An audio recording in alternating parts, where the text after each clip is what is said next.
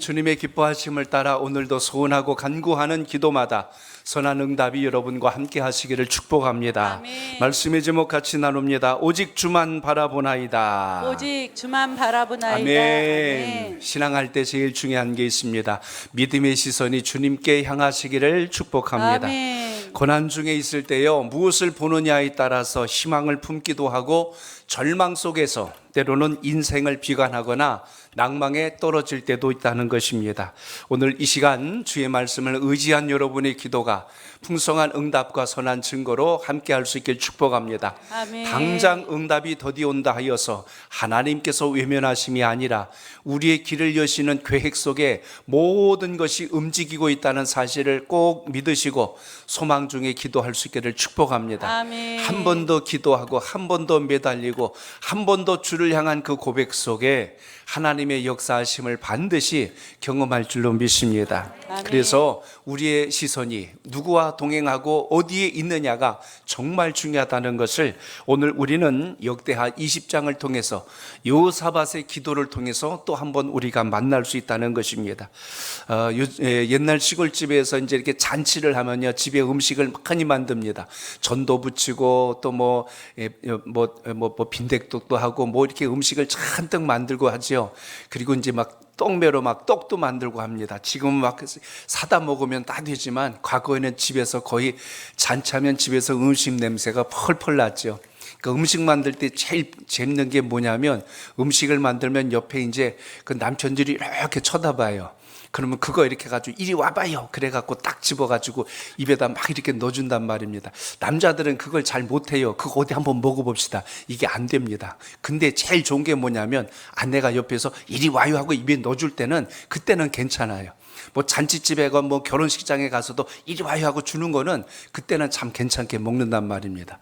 근데 이렇게 집어주고 막 그러는데 그 시아버지가 옆에서 보는데 지 아들은 그 며느리가 입에다 넣어주니까 얼마나 좋겠어요. 근데 시아버지가 거기다 대고 그럴 수는 없잖아요. 굉장히 그거 볼 때 조금 민망하고 쑥스럽단 말입니다. 그러니까 애써 못 본 척하고 하고 이렇게 헛기침만 하고 딴 데 보고 있는데 그때 그 이제 부인이 딱 들어오는 거예요. 딱 들어오면서 근데 영감 뭐 하고 있어? 시장하지요? 그러면서 그 떡 하나 딱 떼가지고 입에다 넣어주는 겁니다. 세상에 그때 먹는 맛이 꿀맛이거든요. 다른 때 먹는 것보다 그때 먹는 게 꿀맛인데 그 시아버지가 먹고 가만히 있지 않거든요. 입에 딱 넣으면 오물락 보면서 누굴 보냐면 아들을 보는 거예요. 나도 마누라 있다. 너만 있는 거 아니다. 하면서 이렇게 뿌듯해하면서 그걸 먹을 때가 있습니다.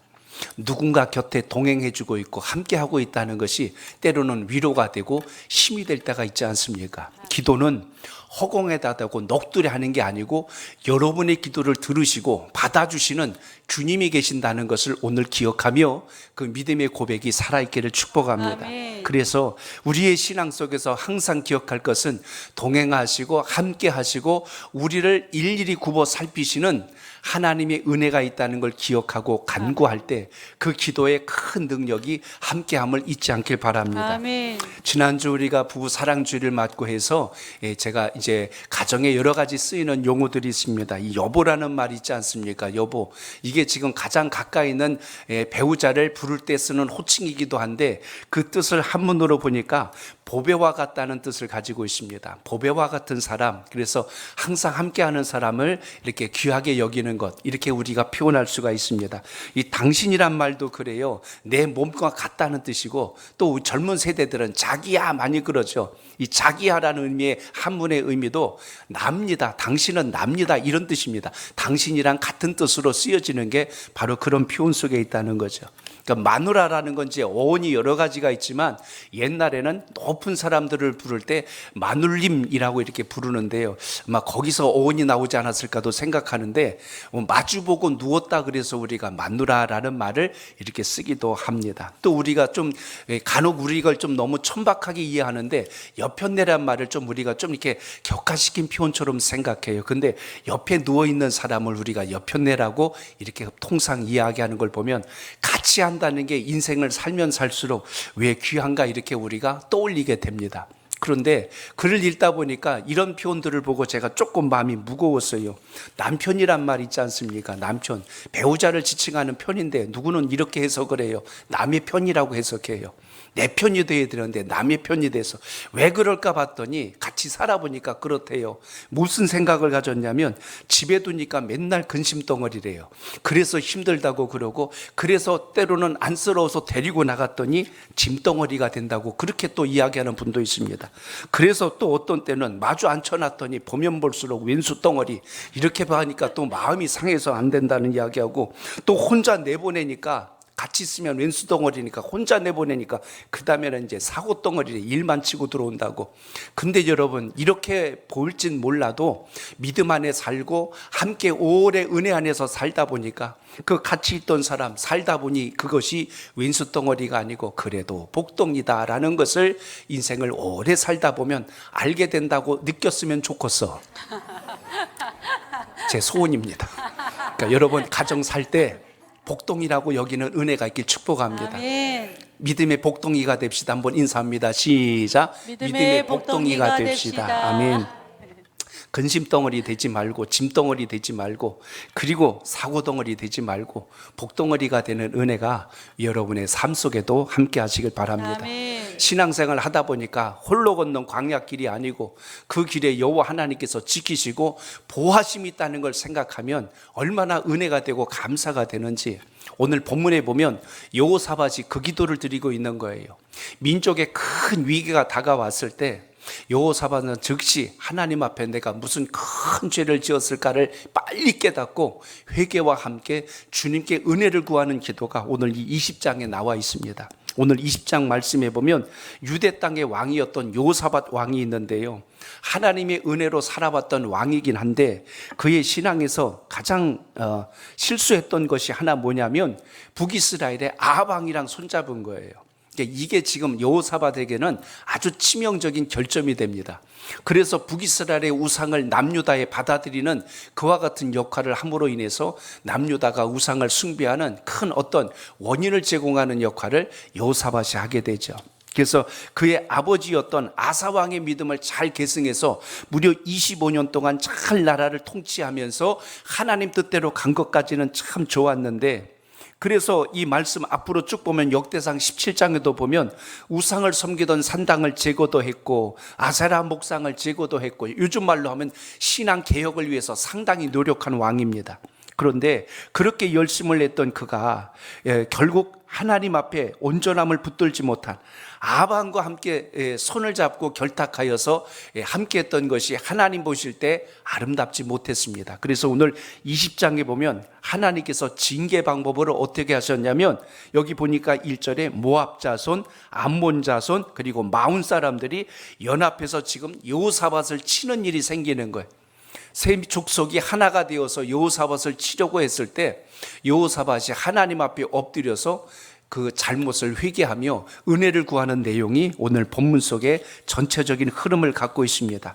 사실 지금 남유다가 이들과 싸우려면 얼마든지 싸울 수 있어요. 숫자로 본다면 116만 명이라고 하는 군대를 가지고 있는 게 지금 남유다입니다. 그러니까 이 정도 군대라면 얼마든지 막아낼 수 있다 이건데, 여호사밧이 영적으로 깨어있는 게 뭐냐면 대적들이 지금 오고 있는 이유가 숫자만 가지고 온 게 아니라 그 배후에 이것은 분명 하나님께서 우리 민족이 잘못한 것에 대한 징계로 오시는 거로구나, 이걸 알고 있었기에 하나님께 엎드렸다는 거예요. 자, 이게 왜 중요하냐면 사람이 힘이 세거나 자기가 할 수 있는 능력이 많다고 생각하면 하나님께 잘 안 구합니다.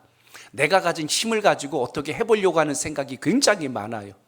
누군 그런 말까지 해요. 사람은, 인생은 그냥 마른 막대기 하나만 들고 있어도 하나님 의지 안 한다. 그거 붙들고 의지하려고 하는 게 더 간절하기 때문에 하나님께 안 구한다는 거죠.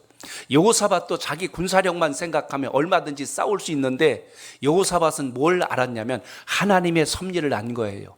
무슨 섭리냐면 숫자가 적다고 해서 패하는 것도 아니고 숫자가 많다고 해서 반드시 이기는 것도 아니라는 것을 여호사밧은 영적으로 탁 벌써 굉장히 민감했던 사람입니다. 그러니까 이 의미는 우리가 군사력이 좋다고 해서 저들을 능히 막아낼 것이 아니라 하나님이 징계하시려고 만약에 칼을 뽑으셨다면 우리는 숫자가 많아도 패할 수밖에 없다는 걸 빨리 인지하고 주님 앞에 엎드렸다는 사실입니다.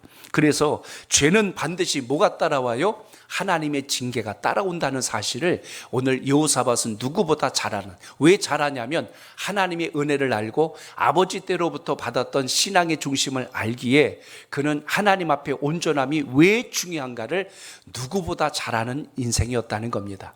이 금요기도에 나오라고 해서 억지로 나와 앉아있는 사람하고 하나님께 간절히 구하는 손을 들고 엎드린 사람하고 어떻게 그 간절함이 같을 수 있겠어요? 그러니까 은혜를 아는 자가 응답도 잘 받고 응답받는 사람이 인생을 하나님 뜻 안에서 분별력을 갖고 산다는 것을 잊지 마시고 아멘. 오늘 믿음의 기도가 살아있길 축복합니다. 아멘. 오늘 1절을 보면 뭐라고 시작합니까? 자, 1절을 봅니다. 시작. 그 후에 모압 자손과 암몬 자손들이 마온 사람들과 함께 와서 여호사밧을 치고자 한지라. 예. 여기 그 후에라고 오늘 1절이 시작합니다. 이 말은 여호사밧이 아합 왕하고 동맹을 맺어서 이미 길르앗 라못에서 지금 전쟁을 하다가 지금 패하고 돌아온 바로 그 시점을 이야기해요. 야, 우리가 연합을 했는데 왜 패했을까? 지금 상당히 심기가 불편한 데다가 왜 이런 일이 생겼을까를 굉장히 민감하게 생각하고 있었던 터에 지금 모압과 암몬 그리고 마온 사람들이 또 지금 여호사밧을 연이어서 공격해오고 있는 상황까지 왔다는 것입니다. 이런 침공의 소식에 대해서 여호사밧은 빨리 그걸 민감하게 하나님께서 지금 징계하고 계시구나라는 걸 깨달았다는 이야기입니다. 그래서 그는 즉시 그 상황에 대한 민감함을 갖고 있을 때 오늘 말씀 조금 앞부분으로 가면 19장 2절에 보시면 선지자 예후가 하나님의 뜻을 받아서 이미 오늘 여호사밧에게 전한 말이 있습니다. 여호사밧 왕에게 뭐라고 이야기했냐면 악한 자를 돕고 여호와를 미워하는 자를 사랑하게 되면 하나님의 진노하심이 반드시 임하게 될 것입니다. 하나님이 누굴 미워했냐면 아합왕을 미워했거든요. 아세라와 그리고 또한 이 바알신을 섬기고 있는 북이스라엘의 그 죄악을 누구보다 하나님께서 굉장히 진노하고 계셨는데 그 아합왕하고 손을 잡았으니 하나님이 어떻게 여호사밧을 기뻐하시겠어요? 그래서 선지자를 통하여 그걸 알려주신 겁니다. 악한 자를 돕거나 여호와께서 미워하는 자와 손을 잡았으니 하나님께서 반드시 진노하실 겁니다. 19장에서 그 이야기를 이미 선포되어 있는데 오늘 20장에서 그 역사가 증거가 나타나니까 여호사밧은 영적으로 탁 깨어서 벌써 알아챈 거죠. 그러니까 여러분, 고난이 오고 시련이 올 때 이것이 나의 실수요 잘못인지 하나님께서 나를 연단하시는 건지 잘 분별할 수 있는 지혜가 있길 축복합니다. 아멘. 고난은 똑같은 형태로 오는 것 같아요. 그런데 누구보다 누가 제일 잘 아냐면 본인이 잘 알아요.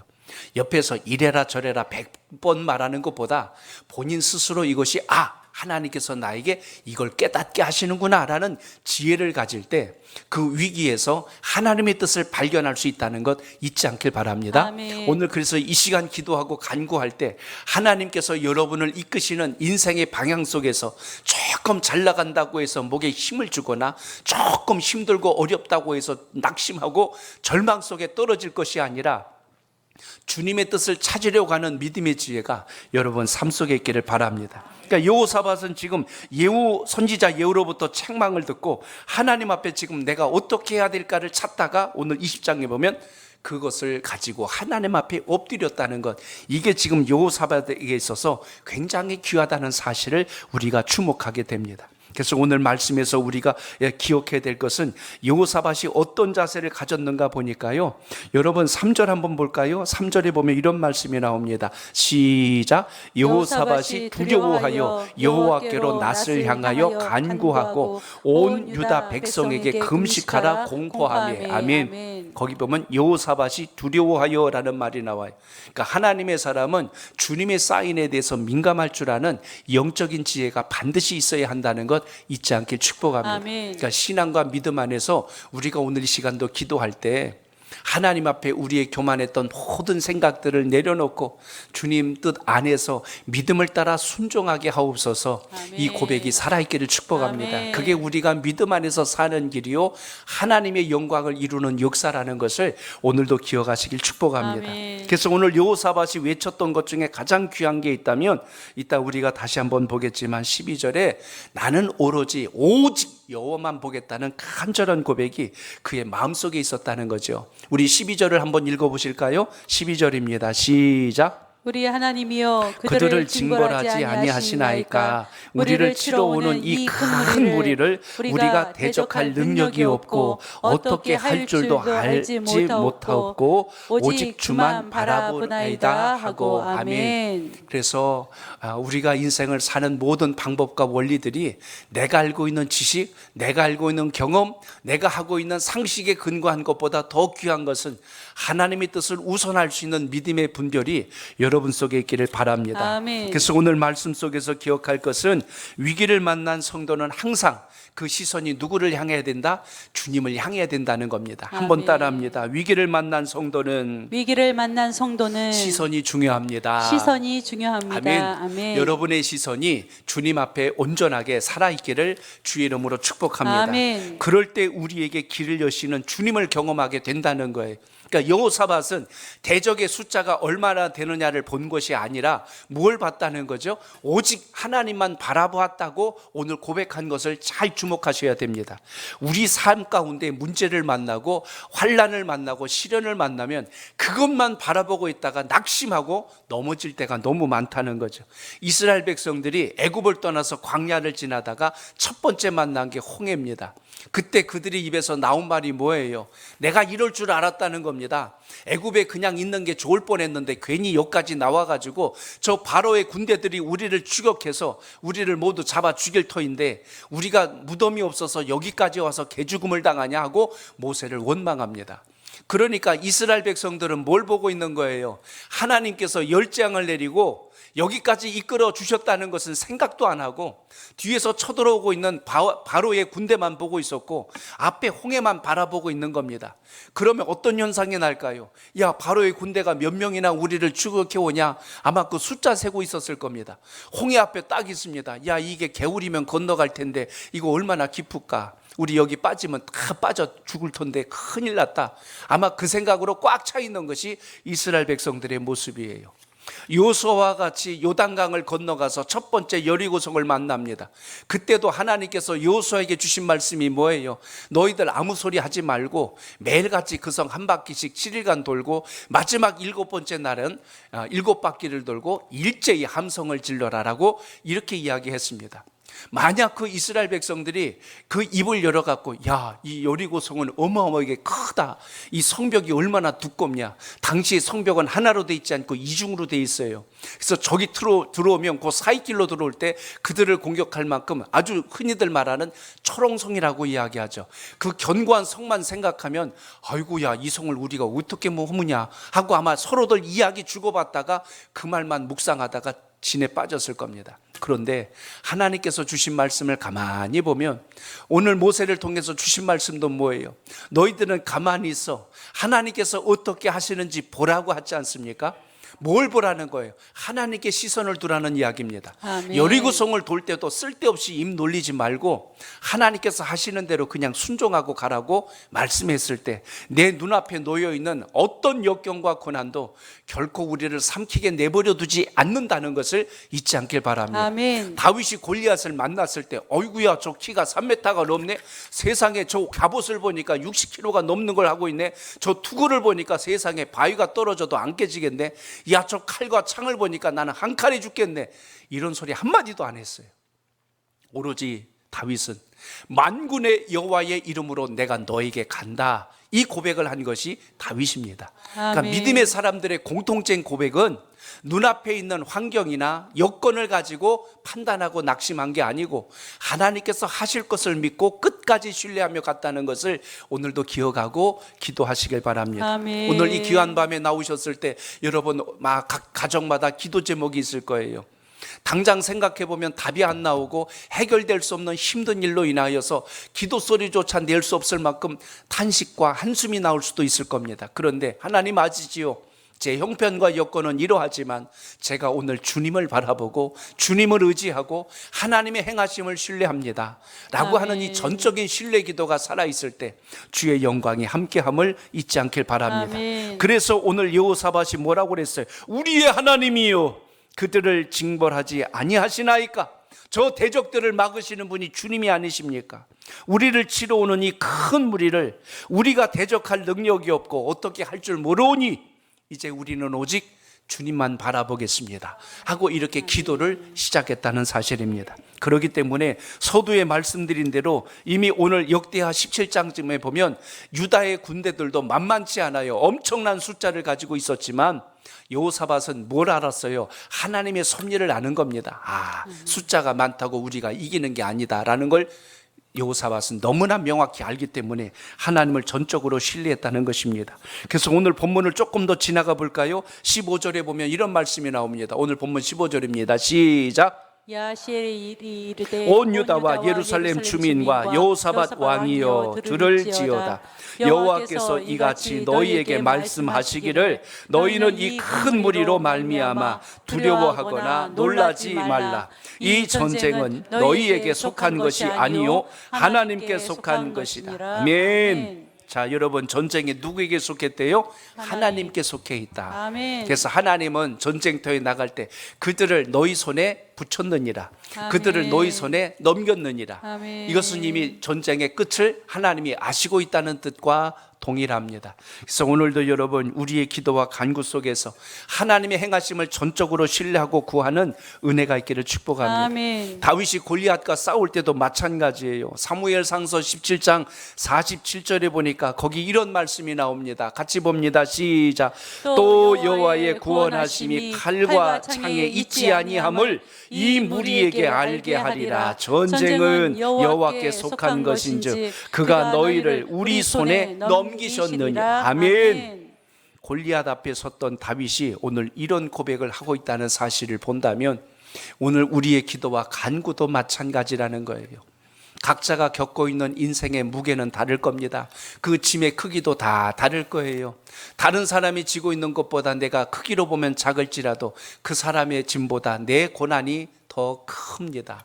그러나 그 커 보이는 짐과 고난까지도 주님께 온전히 의탁할 때 하나님이 거기에서 건지는 역사가 반드시 있다는 것을 신앙 가운데 경험할 수 있길 축복합니다. 아멘. 경험이 왜 중요할까요? 경험은 여러분 수많은 이론하고는 비교가 안 되거든요. 제가 가끔 수영에 대해서 이야기합니다. 수영 방법은 서점에 가면 책 종류가 어마어마하게 합니다. 평영, 접영, 배영, 그리고 무슨 뭐 개구리 해영 뭐 별거 다 있어요. 이렇게 하면 수영이 된다. 책으로 보니까 이해는 되는데 막상 물에 들어가면 그대로 안 되거든요. 그런데 책 교과서 하나도 필요 없어요. 일단 물에 뛰어들어가지고 물 먹으면서 올챙이 배가 되더라도 자꾸 허우적대다 보면 수영 기술이 늘어나고 배워지는 날이 온다는 거죠. 몸으로 경험한 건 그래서 잊어버리지 않지 않습니까? 자전거 타는 원리도 똑같아요. 어려서 배운 자전거가 커서는 여러분 못할 것 같은데 타보면 옛날에 그 느낌과 감각이 살아나서 다시 탈 수 있다는 이야기입니다. 마찬가지로 신앙도 그래요. 여러분이 주님의 은혜를 체험하고 응답받은 경험이 있을 때 눈앞에 또 어떤 시련이 와도 더 이상 우리는 두려워하는 자가 아니라 전에도 역사하신 주님께서 이번에도 역사하여 주실 줄 믿습니다. 아멘. 이런 믿음의 담력이 여러분과 함께 하시길 축복합니다. 아멘. 뭐 믿음의 사람은 아니지만 정주영 씨가 했던 유명한 이야기가 있습니다. 만사는 된다고 생각하면 안 보이던 길도 보이고 안 된다고 생각하면 있던 길도 안 보이게 된다. 물론 이것이 꼭 신앙적인 표현은 아니지만 믿음 안에서 본다면 틀린 말은 아니에요. 안 된다고 생각한 사람은 보이던 길도 진짜 안 보이고 하나님이 하시면 됩니다라고 가는 사람은 없던 길도 반드시 보여지는 역사가 여러분 삶 속에 있다는 걸 잊지 않길 바랍니다. 아멘. 그렇기 때문에 아무리 시대가 바뀌어도 하나님을 믿는 신앙만큼은 여러분 달라지지 않아요. 사람은 상황에 따라 법도 바뀌고 제도도 달라지고 다 달라져요. 근데 신기하고 놀라운 것은 주님께서 주셨던 이 하나님의 말씀은 몇천 년이 흘러도 앞으로도 이 성경 말씀은 달라지지 않고 우리에게 함께 하신다는 것을 잊지 않길 바랍니다. 아멘. 그래서 진리는 달라지지 않아요. 진리는 변하지 않는 게 진리입니다. 아멘. 그렇기 때문에 믿음의 기준이 여러분 속에 살아있기를 축복합니다. 아멘. 학교에서 운동을 하거나 군대에서 이렇게 좌우 대열을 갖출 때 기준하고 이야기하는 거 여러분 다 해보셨을 겁니다. 기준 그러면 그 사람은 그 자리에서 손을 높이 들고 기준해야 됩니다. 그러면 그 줄 사람들은 움직이지 않고 그대로 그 자리에 지켜주면 좌우 사람들이 양팔을 벌려서 균형을 맞추죠. 기준했는데 그 사람이 이러면서 막 뛰어다니면요 엉망이 돼버려요. 진리가 그런 겁니다. 진리는 흔들리지 않고 항상 그 자리에 있어요. 그래서 모든 게 제자리를 잡는데 중심축을 이루기 때문에 그래서 중요합니다. 오늘 다윗은 시편 62편 8절에서 이렇게 고백을 했습니다. 우리 같이 읽어봅니다. 예, 시편. 그래서 제가 읽겠습니다. 백성들아 시시로 그를 의지하고 그의 앞에 마음을 토하라. 하나님은 우리의 피난처시로다. 아멘. 뭐요? 하나님께서 우리의 피난처가 되신다고 아멘. 말씀한 것을 봅니다.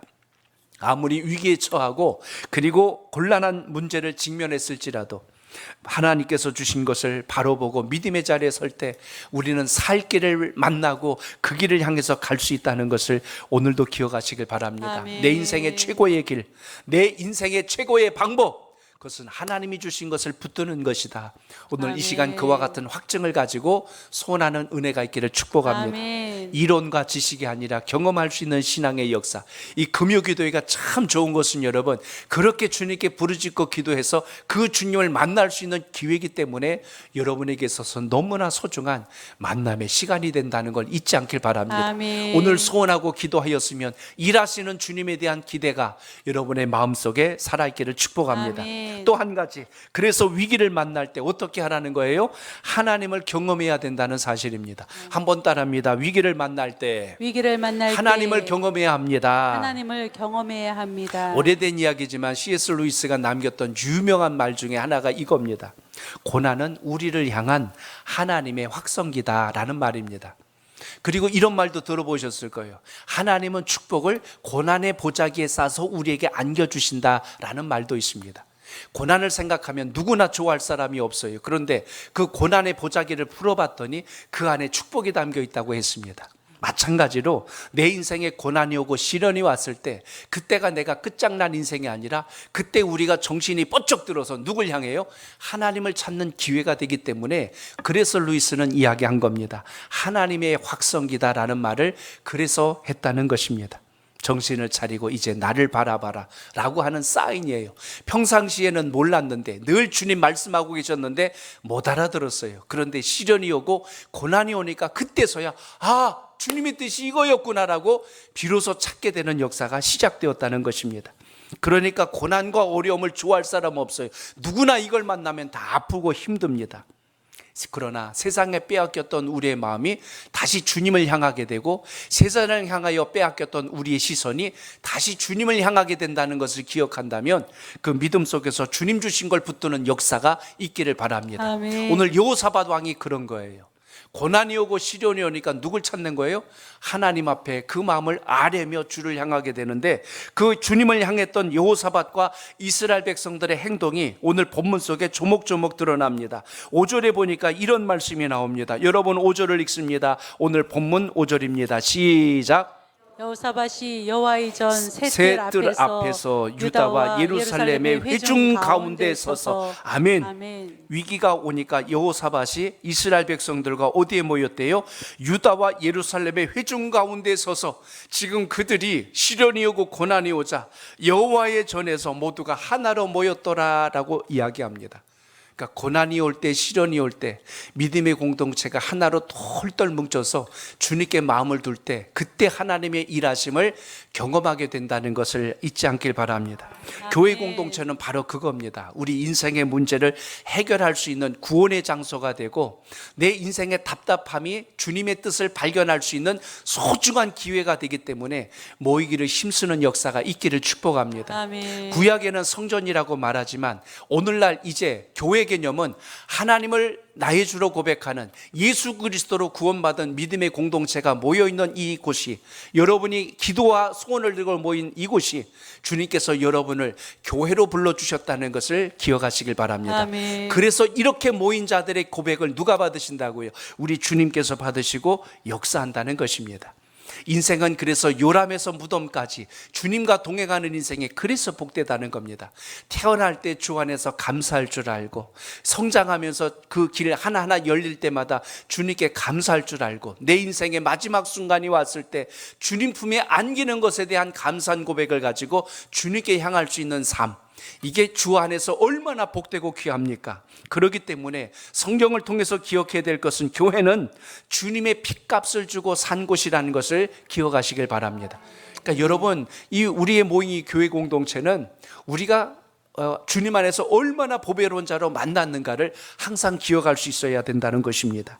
여러분의 인생의 문제가 반드시 주님을 만나는 교회 공동체를 통해서 치유되고 해결되는 역사가 있기를 바랍니다. 아멘. 그래서 교회 안에 구원이 있고 믿음 안에서 소망이 일어나며 낙심하고 절망하고 쓰러졌던 인생들이 다시 새 힘을 얻을 수 있는 공동체, 교회는 바로 이런 힘을 주는 하나님의 역사가 시작되는 곳임을 잊지 않길 바랍니다. 아멘. 오늘도 기도하고 간구할 때 그 주님을 꼭 만나시고 그 주님으로 인하여 감격하는 삶의 역사가 여러분의 고백 속에 있기를 축복합니다. 아멘. 오늘 3절에 보면 뭐라고 이야기합니까? 같이 읽어봅니다. 시작. 여호사밧이 두려워하여 여호와께로 낯을 향하고 간구하고 온 유다 백성에게 금식하라 공포하며. 아멘. 한마디로 말하면 위기가 왔을 때 뭘 했다는 거예요? 기도했다는 거예요. 아멘. 어려움이 왔을 때 하나로 모였고, 어려움이 왔을 때 그들이 기도하기 시작하였더라. 오늘 여기 보니까요, 간구라는 말이 나오는데 하나님을 만나기 위해서 간절히 찾는 행동을 이야기합니다. 사슴이 물을 찾으려고 막 이곳저곳을 뛰어다니는 것처럼 오늘 우리가 주님 앞에 나와서 간절히 기도하는 것은 도저히 이 세상 그 어디에도 내가 의지하지 않을 뿐만 아니라 주님만이 나의 주가 되시고 주님만이 나의 힘이 되신다는 걸 믿을 때 그 기도 속에서 역사가 시작됨을 기억하시길 바랍니다. 아멘. 오늘 4절 13절 할 것 없이 모두가 모여서 한 마음으로 합심기도했다는 거예요.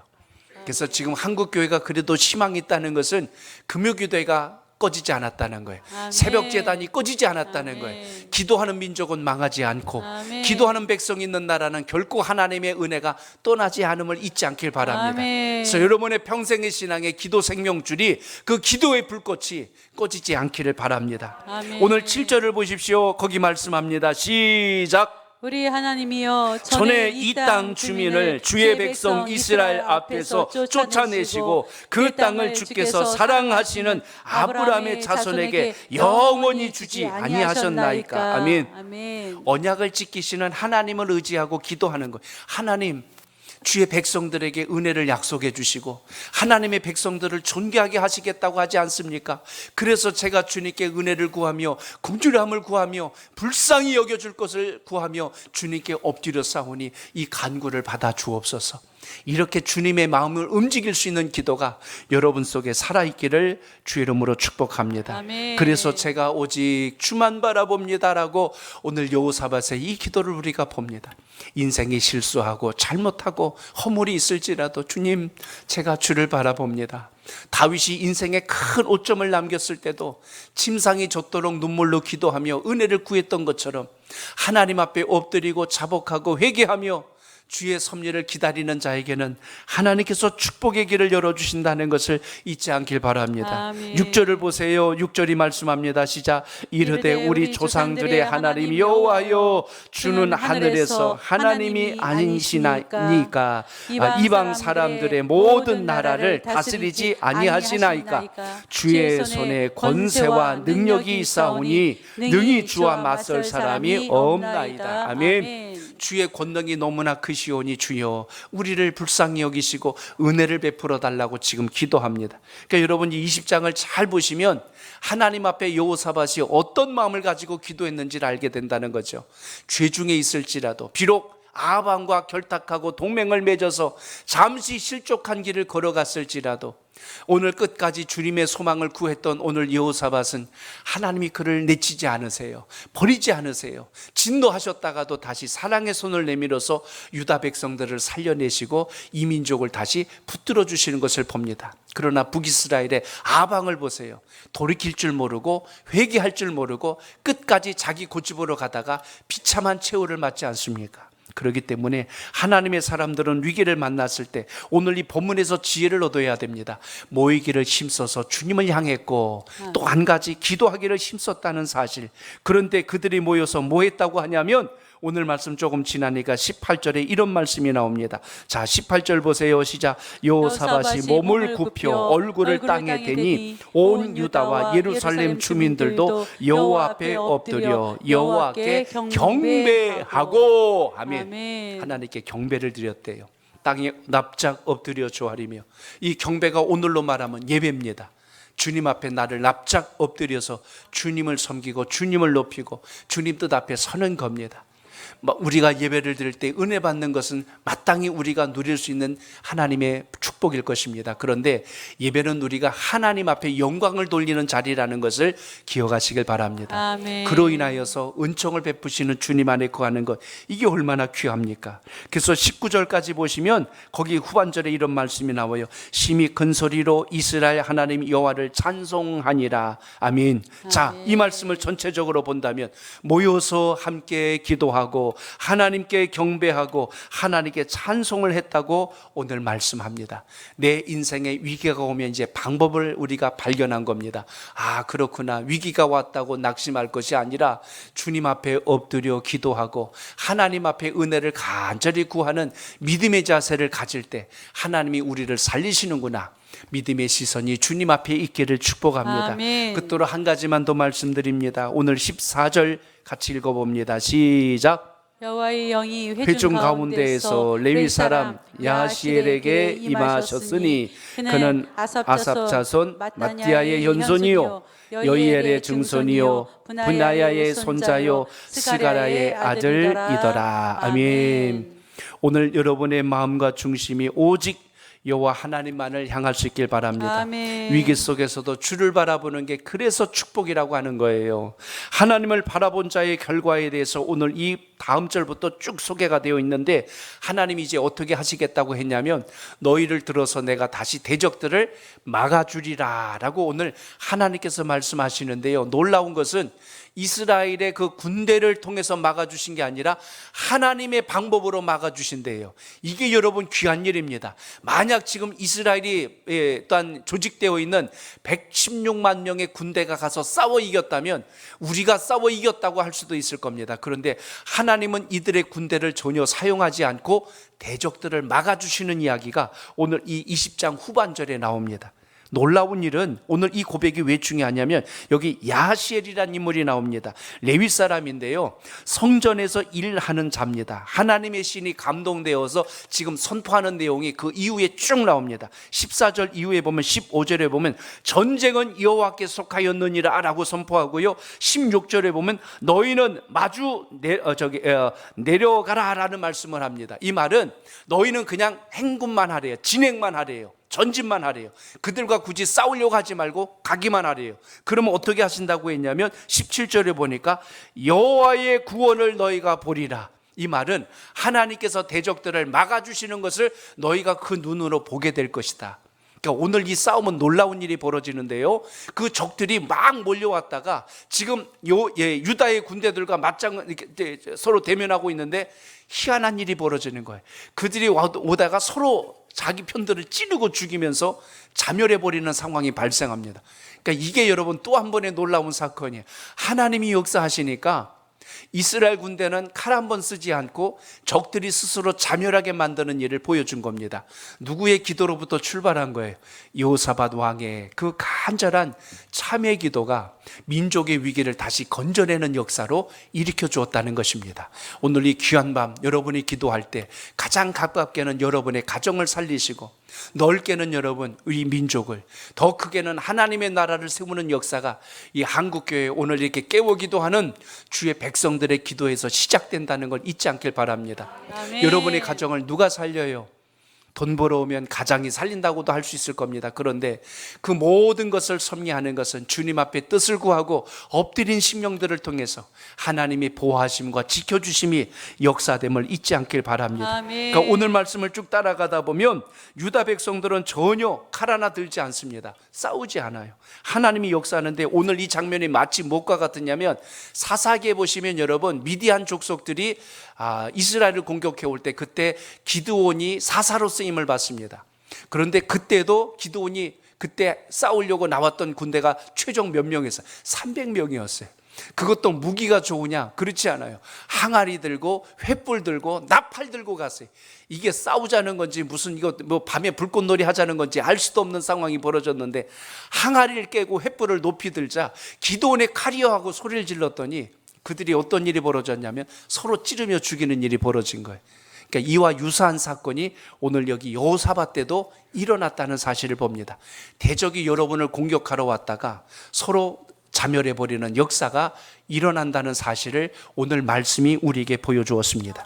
이제 오늘 이 밤에 기도하고 간구할 때 하나님의 섭리와 역사는 하나님께서 어떻게 우리를 이끄시는가를 보여주는 확실한 증거가 있다는 것을 기억하시고 이것이 우리 믿음의 기준이 되어서 원수를 막아주시고 대적을 막아주시고 마침내 여호와 니시 승리의 깃발을 들게 하시는 그 은혜가 여러분의 믿음 속에 있기를 바랍니다. 아멘. 제가 자주 말씀드립니다. 축복의 구경꾼이 되지 마시고 축복의 주인공이 되시길 바랍니다. 아멘. 야구 구경, 축구 구경 보는 것도 재밌지만 직접 뛰는 게 더 재밌을 때가 많습니다. 내가 직접 경험해 볼 수 있다는 것, 여러분의 삶 속에 이런 체험의 신앙, 경험의 신앙, 응답의 신앙이 오늘 이 귀한 밤 여러분의 간구 속에 있기를 주의 이름으로 축복합니다. 아멘. 말씀의 결론 맺습니다. 모든 인생은 누구나 예외 없이 위기 속에서 살아갈 수밖에 없습니다. 어떤 사람은 위기로 인하여 인생이 벼랑 끝으로 떨어지는 사람도 있고 어떤 사람은 그 위기 때문에 역전의 기회가 되는 사람도 있습니다. 저는 오늘 기도하는 여러분들이 역전과 반전의 주인공이 되시길 바랍니다. 아멘. 그동안도 그랬으니 어쩔 수 없다라고 하지 마시고 오늘 이 밤에 기도할 때 하나님 앞에 뜻을 두었을 때 하나님이 여러분의 인생을 새롭게 뒤집어 놓으실 줄 누가 알겠어요. 아멘. 그러므로 믿음의 사람은 오늘 여호사밧과 같은 기도가 필요합니다. 내가 죄를 지었으니 하나님이 진노하셔서 유다를 완전히 진멸하시겠구나 하고 포기하는 것이 아니라 여호와 하나님, 우리의 죄가 있사오니 하나님 다시 우리에게 긍휼을 베풀어 주시고 주의 뜻대로 순종할 수 있는 그 믿음을 주셔서 아버지의 영광을 나타내 달라고 간절히 사모했던 것처럼 여러분에게도 그 기도가 있기를 바랍니다. 아멘. 위기를 만날 때 오늘 여호사밧과 같은 고백이 필요합니다. 주여, 우리가 오직 주만 바라나이다. 우리가 오직 주만 바라나이다. 아멘. 여러분의 시선이 주님께 향하여서 하나님의 영광을 보시기를 축복합니다.